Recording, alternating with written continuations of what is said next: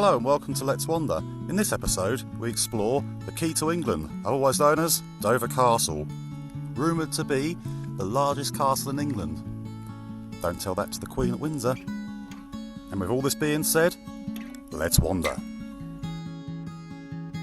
The Dover Castle that we see today was built by King Henry II around about 1180.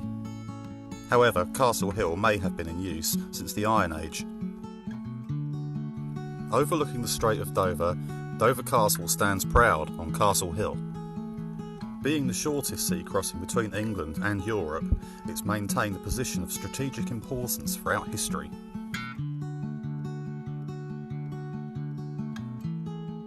This gateway is known as the Constable's Gateway, so called because the constable of the castle lives above here in a little apartment.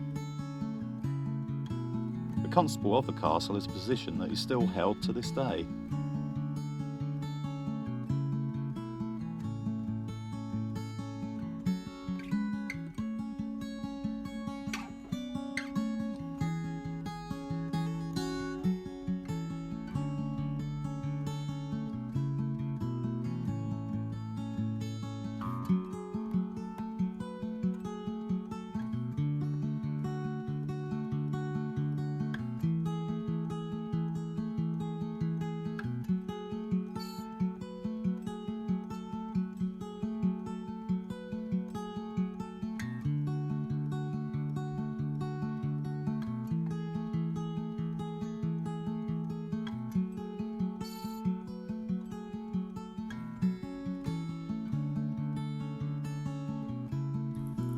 After we passed through the Constable's Gateway, we turned right towards Peveril's Gateway.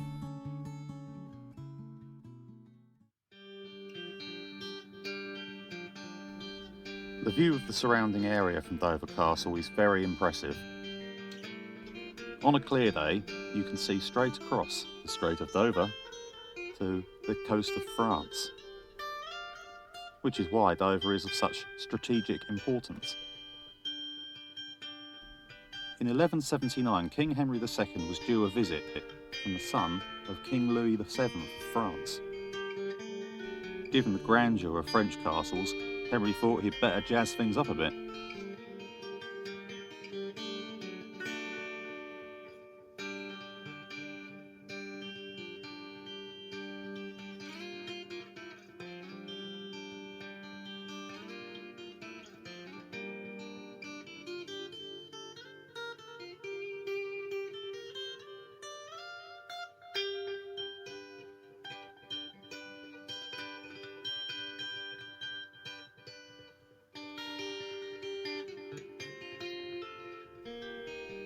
Dover Castle was also used in World War I and World War II, and even up until the Cold War.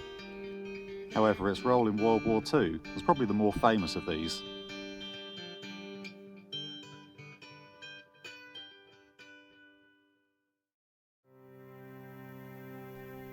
Here we have a statue and memorial to Bertram Ramsay. He was the coordinator of the operation at Dunkirk, known as Operation Dynamo. Operation Dynamo was coordinated from tunnels deep below Dover Castle. It's been speculated that the reason it was called Operation Dynamo was because the room that they were coordinating it from once held an electricity dynamo. What made Dunkirk quite a difficult operation was that the German army had put the docks out of action with heavy shelling. This meant the only real way of getting men off the beaches was to have the boats further out and bring in smaller ships, otherwise known as little ships. On their return, if soldiers were injured, they would have ended up in the dressing station.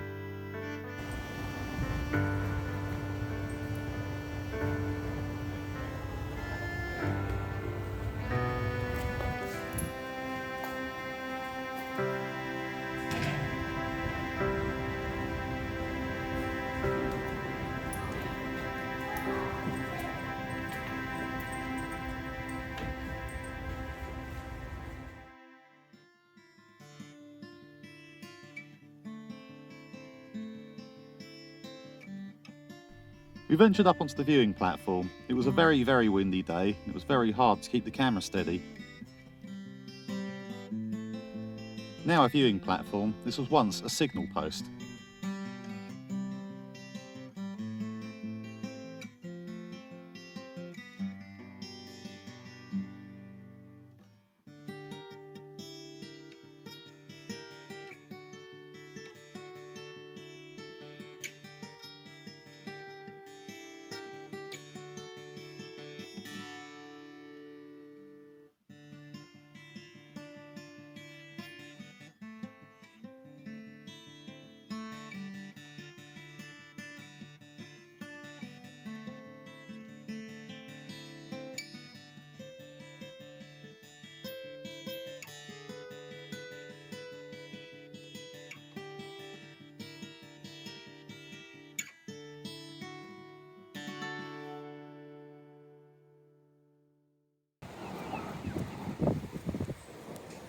Just down there, it's the BBC film for BBC South East about the chuffs. Oh, there's a chuff. It's very windy, I don't know how they're going to film anything, as you can probably tell from this. It's like being on top of a mountain. If I just look over here before the wind starts up again, look at that. I'm so high up. I don't usually do heights. I'm crapping a bit, so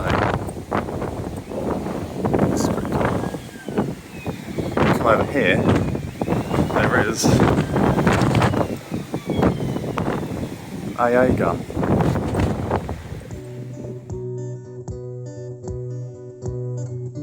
As you walk around Dover Castle, you will notice lots of different additions from many different times. This tower, known as Avranches Tower, has triple arrow loops. Facing inland, in the event of a siege, Avranches Tower would have posed quite the problem for the attackers.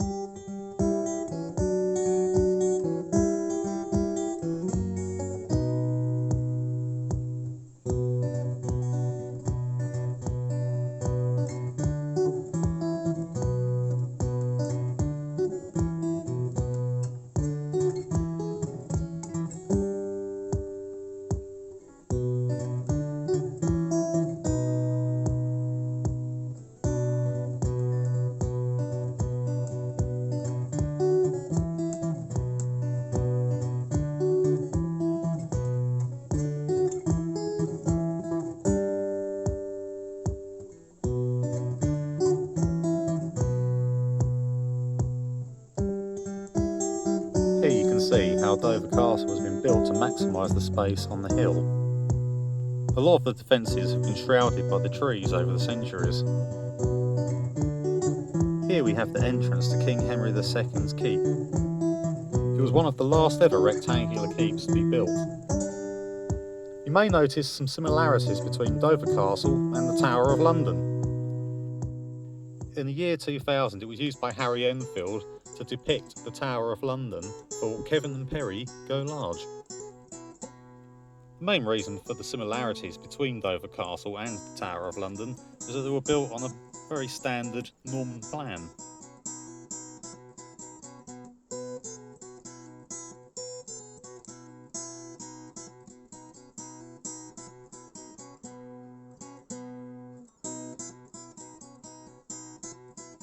Here we have a medieval siege engine known as a trebuchet. These trebuchets could fire pretty much any ammunition you like: severed heads, dead cows, plague victims, and giant stone balls.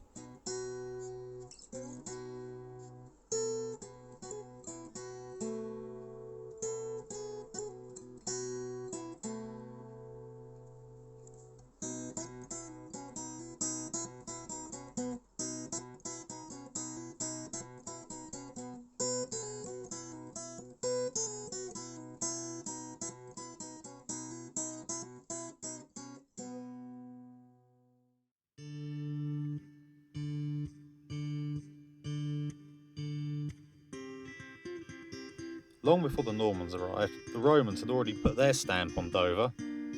This is a Roman lighthouse, otherwise known as a pharos.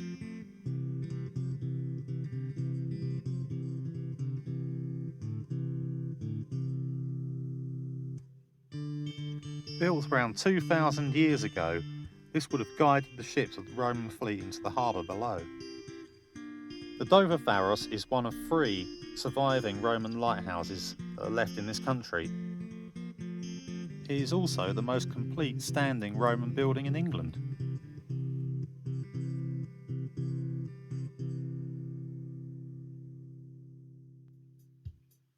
This is the church of St Mary in Castro.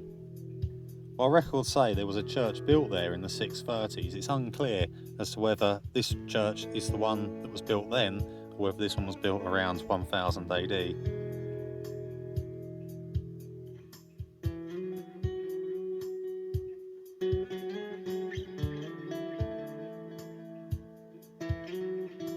It stands around 6 foot away from the Pharos, and at one point the Pharos was used as the bell tower for the church. Dogs are not allowed inside, so as I had Lila and Buddy with me, I couldn't actually go inside and have a look, but I did sneak a quick snapshot through the door.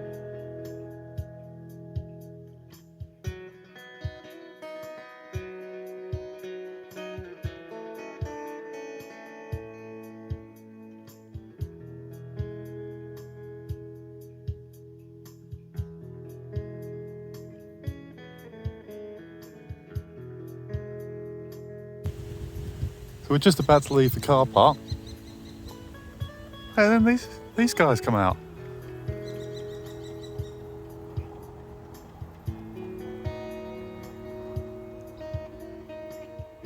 How amazing is that?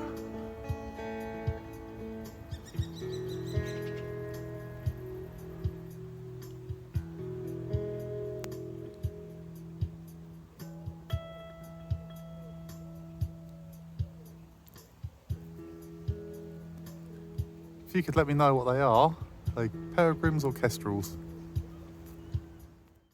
That brings us to the end of our wander around Dover Castle. Please like, share, subscribe and leave a comment. And join us next week for the final part of the roadshow, where we visit Canterbury Cathedral. So from me, Chris, Lila and Buddy, this was the Let's Wander Roadshow. We'll see you again soon. Bye bye bye bye bye.